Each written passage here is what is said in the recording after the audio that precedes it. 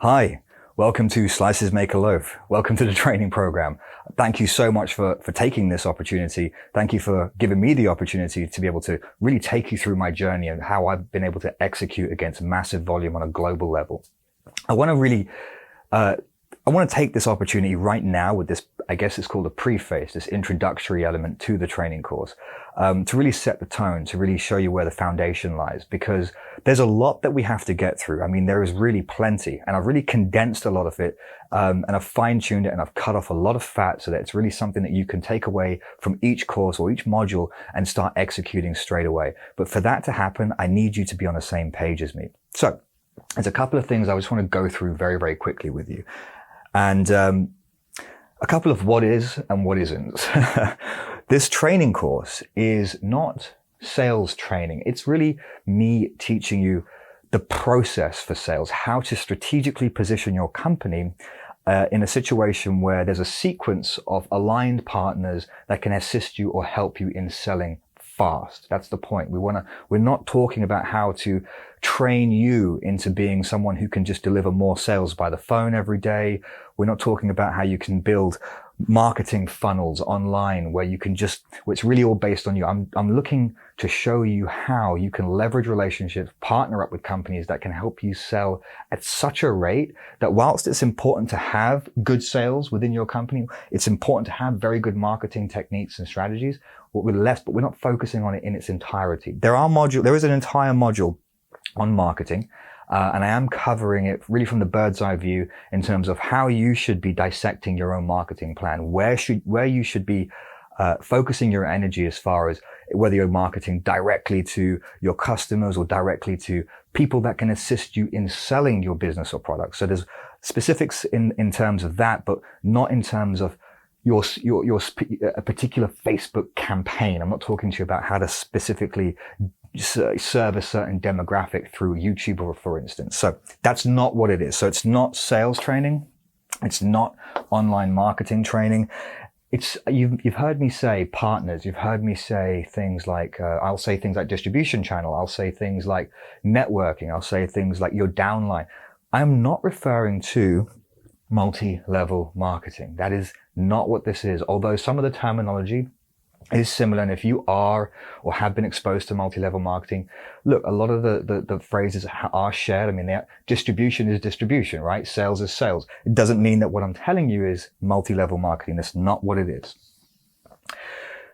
I want you to be motivated. I mean, I'm pretty sure you're motivated quite a lot because you're here with me now. You bought this training program, but what I can promise you is that this is not going to be me filling it with, I guess, filler material, telling you how to get into the right headspace. That's not, again, what I'm trying to do.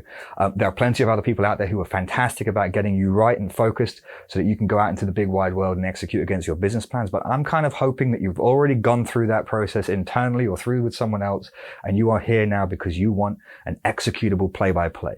So that's what this is. It's not a motivational piece, although I hope it does motivate you because you're excited to get started.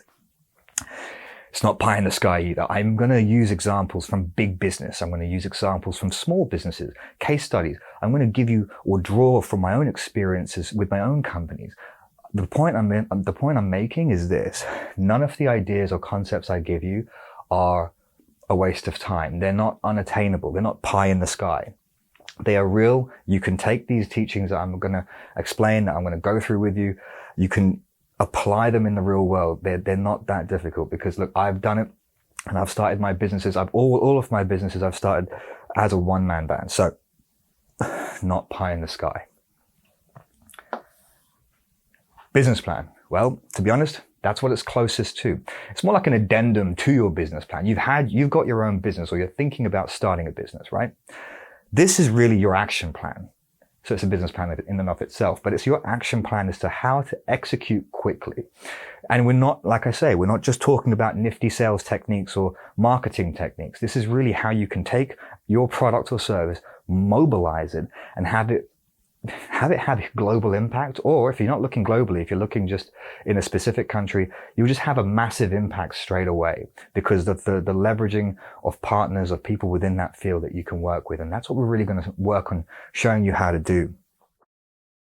So yes, children's toys. I'm not talking to you about selling children's toys. There's a reason for this. Now, the reason is I have a daughter. And as of today, 2020, this is December 2012, January 2020, and she's 16 months old. Gorgeous little thing. And she plays with hundreds of these toys.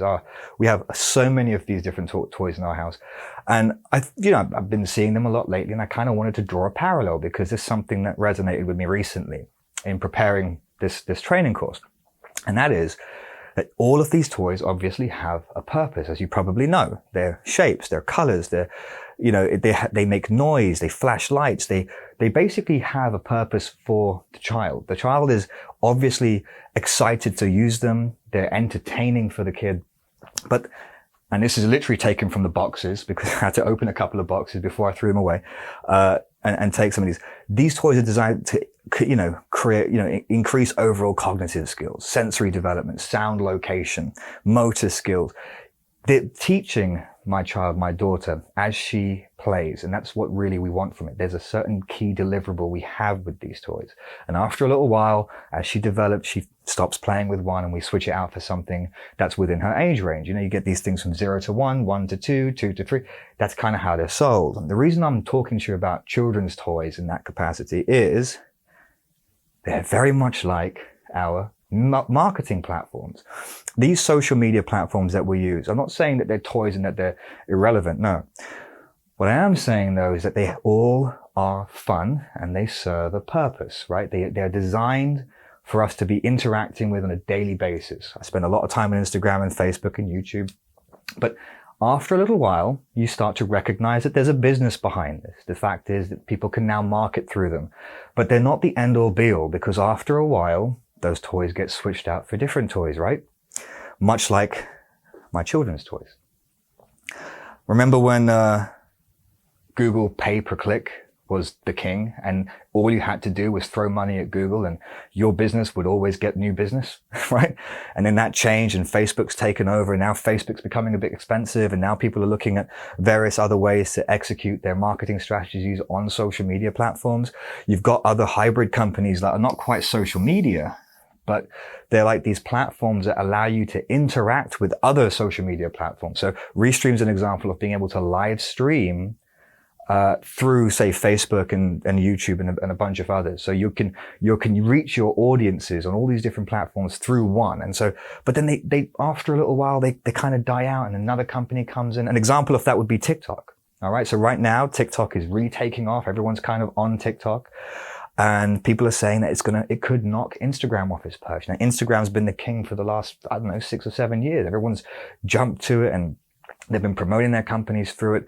Now TikTok's the new challenger. And this is another example. There's no, simple one's the king. You really have to utilize these for what they are. They serve a purpose to you. So we're not spending this entire training course teaching you how to be a master in Facebook, a master in Instagram, a master in TikTok. That's not what we're doing. We're looking at how we can leverage these tools because that's what they are to attain a result that we want. And that's really what we're looking at. Okay. And so you can see big companies like this, right?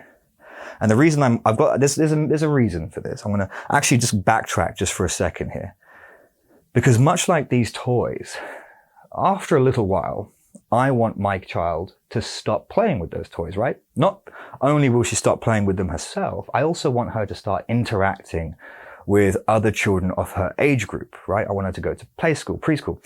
I want her to play with them. I want her to learn how to exchange. I want her to learn how to share. I want her to learn how to interact, build up her social skills, learn that she can't be the person. She's our princess at home, but out there in that playpen, she now needs to start working with other children to be fair and equal. And that's super important. And the reason I say that is because much like businesses, big moves in big businesses are made in that way too. If you look at all these different companies, They have all got fantastic marketing of their own, right? They stand up on their own 2 feet. They've got huge amounts of staff. They've got massive budgets that the small companies like us, we could never hope to, well, not that we could never hope, but there is no real way for us to execute in the same way that they can when it comes to advertising. They've got TV budgets, radio budgets, billboard budgets, social media budgets that we could only dream of having, right? Fact is, but they didn't build their businesses on that. Those are tools for them, but they built their businesses different. And some of you may notice there's a connection here. There's a connection with all these companies. And I'm going to explain what that is, because I'm really going to focus on the backbone of what this entire training course is on, which is about leveraging other businesses within certain fields that are conducive to your business in a good way. And what I mean by that is this, and I'll explain it with this example. SAP. I want to circle him out, or this company out, because I really want that to be a really big impact here, because the fact is SAP, as of today, and has been for a very long time, is one of the biggest software makers on the planet. They're massive. You go ahead and Google them right now if you want. They're absolutely huge. But how did they get started? How did they go from like nothing to something in the billions over a very short time frame, and then hold that position for a very long time frame? Well, I'll show you. They started by selling or creating a bespoke software based off Oracle. Oracle is a database management technology company. So they build these huge databases. So SAP would effectively take Oracle's technology, make a slightly bespoke version of it, and pitch it to these companies here. So McKinsey & Company, Deloitte, and Accenture. These are business consultancies. Now, what do business consultancies do? Well, business consultancies go and consult big businesses, right? That's their business. They want to go out to Ford and Toyota and Kraft and Johnson & Johnson, Unilever, and you name it. Their job is to go out and provide consultancy services. So what SAP did was they leveraged the technology with Oracle, and they went to the consulting firms and they said, hey, we'll create for you the technology that you need in a bespoke way to match the needs of the companies that you're going to work with. And we'll do it in such a way that it's going to be fantastic for them. It's going to be fantastic for you. And so what happened here is this. These business consultancies essentially became the sales force, the mechanism for which SAP could now access this market of big business. They sold SAP's product for them. All SAP had to do was provide the foundation technology. And of course, Oracle provided that foundation technology to SAP. So Oracle's winning because they got paid. SAP's winning because they definitely got paid. These business consultancy platforms have a fantastic product that they can now implement into their huge, big clients. So they're happy because they got paid and they're able to manage these accounts. And of course, the clients are happy because they got what they wanted. Okay? It's a win-win-win scenario. Everyone here is winning and everyone here is happy. Okay? But you can see this connection. All right? And there's a couple other benefits that go along with this too. SAP's brand is now firmly embedded in the infrastructure and architecture of these different businesses. These consulting companies are now managing those accounts. So there's this consistent workaround,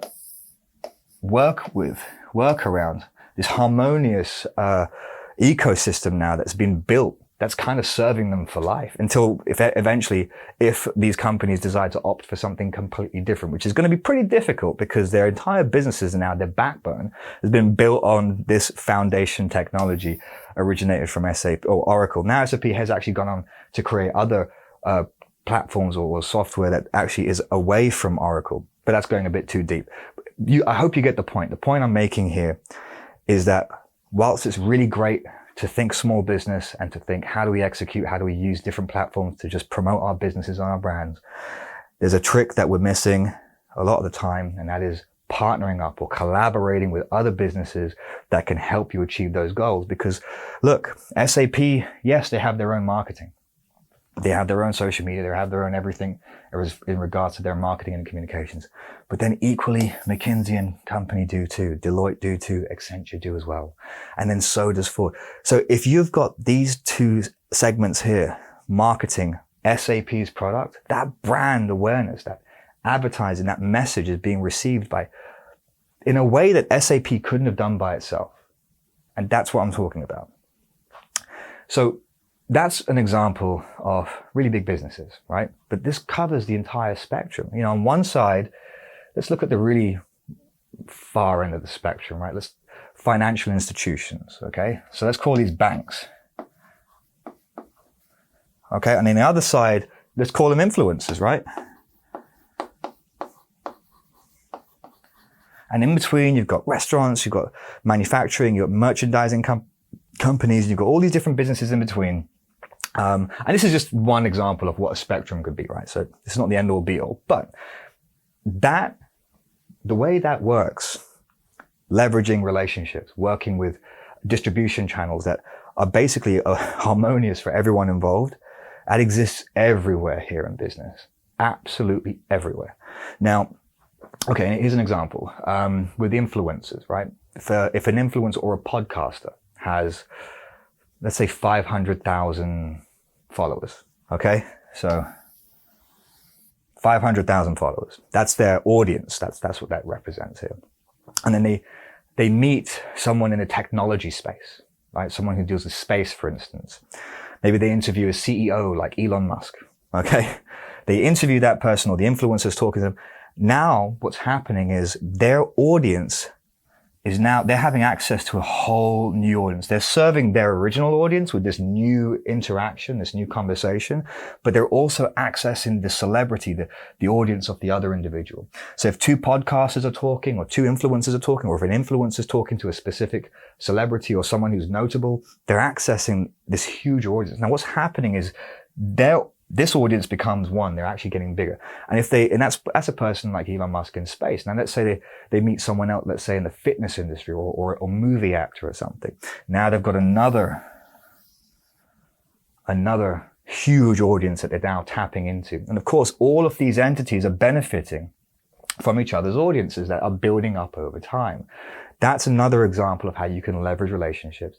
And this is, again, I mean, in a sense, they are kind of like distribution partners in a way, because what's happening is if you're product placing, if you're trying to sell something, if it's not just a conversation, but there's other ways that you're making money through it, your audiences are becoming huge.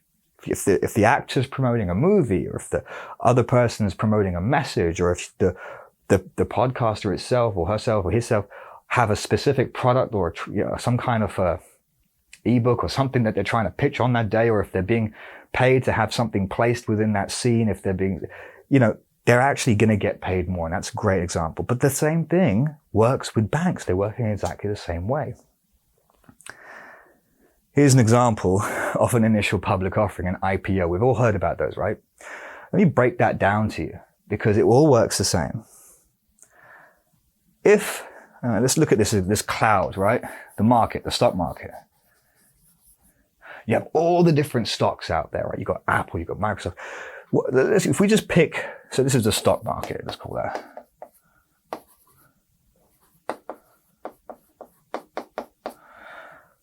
You pick one stock, and it's on the NASDAQ. That's the market. It's Microsoft, okay? How does that it doesn't just get listed. There's an actual sequence, there's a way in which all these financial companies are making so much money, right? That stock, that company, that Microsoft stock, they classify as the issuer. So they're an entity number one, okay? It's kind of like the Oracle in that previous example.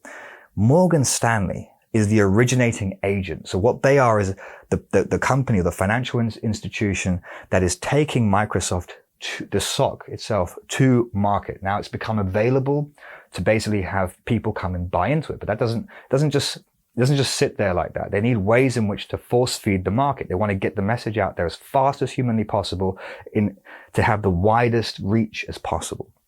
And so what they do is they syndicate with other banks, right? So you can call these guys the exclusive partners who get the contract, yeah? So they get the exclusive contract from Morgan Stanley. There you go, Credit Suisse, Alex Brown, for example. And they are now able to push, really push this stock out. Now, ideally, they're going to be selling to institutional accredited investors. So either they're hedge funds buying them, other financial institutions buying the stock, accredited investors, so people who have a lot of money, and retail investors, your everyday investor. So what's happening here is you've got Microsoft going through Morgan Stanley, leaning on Credit Suisse and Alex Brown. They're going through now what's called broker dealers. These are other companies. And you could have tens, 20s, hundreds of these broker dealers who are now utilizing their armies. And I say thousands of financial advisors right here. These are your soldiers on the street. They're the ones who are really hitting the streets. They're going out there and they're talking to all these different investors. Anyone who's got an IRA, or anyone who's sitting there not knowing what to do with their inheritance money they've just got, they go into and they speak to a financial planner, a financial advisor. This is the chain. The financial advisor's got the products, the menu of different investment options. Microsoft's one of them, of course, from their broker dealer. Their broker dealer got that from their syndicate partner. Their syndicate partner got that through the originating agent. And of course, that all came from the issuer back at Microsoft. This is another example of how all of these companies, they stand on their own 2 feet, right? These financial advisors, they work for themselves.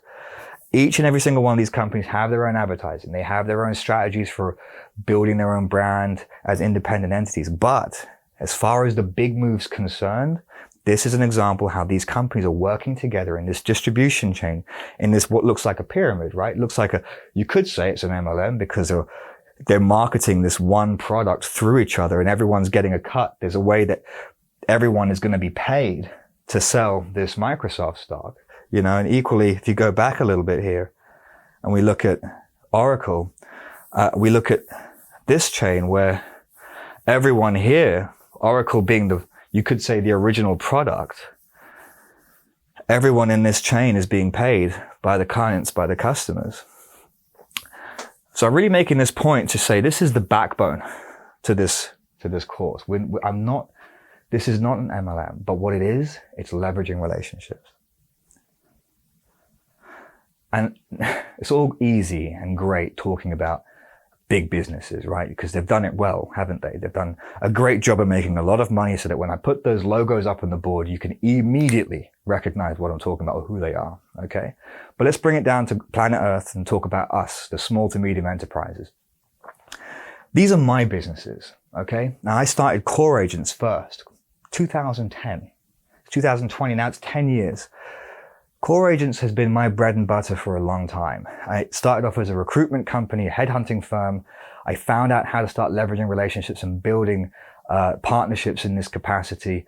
The way in which I marketed and strategized my business as far as strategic positions concerned, I really learned through my experiences with Core Agents. Now, over time, I developed out of recruitment and I started selling things like rubber, wholesaling rubber from China into Europe. I've sold trinkets and like merchandise products that are technically fads, and every certain time of year, some things would sell extremely well.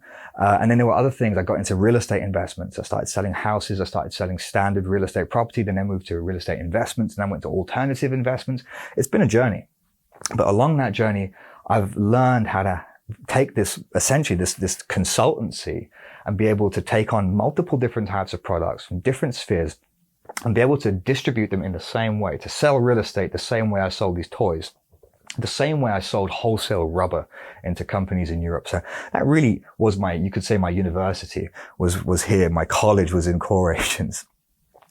And my bread and butter at the moment, so I've switched. I really wanted to build my own private equity company. And that's what USPI is. USPI stands for US Parking Investments. It's a private equity company. And what we do, or what I do, is I buy parking lots, pre-existing, already functioning, cash flow money making parking lots. And I love them because real estate, it's the real estate under the parking lot. The parking lot goes up in value all the time, right? It's real estate. It just goes up in value over time. And the other thing I love about them is because they cash flow every single day. People pay to park, right? So there's money coming in and out. It's making money every single day. The third thing is the fact that, well, if we walk into this recession like we're planning to, or like the whole world keeps suggesting, and the price of milk goes up because the value of the dollar reduces, I can increase those parking prices Parking is not regulated as far as pricing is concerned. I can increase the prices on a day. Unlike, if I bought multifamily apartment buildings or single family homes, you can't change the rent on someone halfway through the year. You're stuck with that as far as the tenancy is concerned, the lease is concerned. And at the end of that lease, you can only really increase it by a couple of percentage points at most without, otherwise you're risking losing your tenant. So I like the fact that I can do that. And also, I think the final point why I love parking is the fact that it's very low carry costs. Take your mind's eye back to your last parking lot you were in. How many staff did you see? And how often do you think we paint the lines on the floor? The maintenance costs are extremely low. So that's why I love parking. That's my bread and butter. That's really where I make the majority of my money. And Slices Make a Loaf is really, this is new. I really want to show and share how I think a lot of companies could benefit from the same strategies I've learned from or I've executed against throughout my journey. And that's the truth of it. Because I like doing this because I've spent a lot of time searching myself. I look for nifty little tricks and maneuvers I can make as far as advertising is concerned, as far as executing against different strategies are concerned. And it's kind of difficult out there. You get lost with all these different types of things. So I kind of want to bring it back to basics to what I know has always worked for me, but has always worked for other big businesses out there. And it can be implemented so easily. So that's what this whole course is going to be about. It's how to take that big business plan and execute it in a way that any small business can do it. So if I can get this board to work, that's the end of the preface, the introduction. So I want to see you in the next section. That's as far as it goes for me giving you the backstory. Everything from here on out is going to be execution. Every module I'm going to go through is going to be teaching you how to take one snippet of information, apply it to your business, and go ahead and execute. I'll see you in the next section.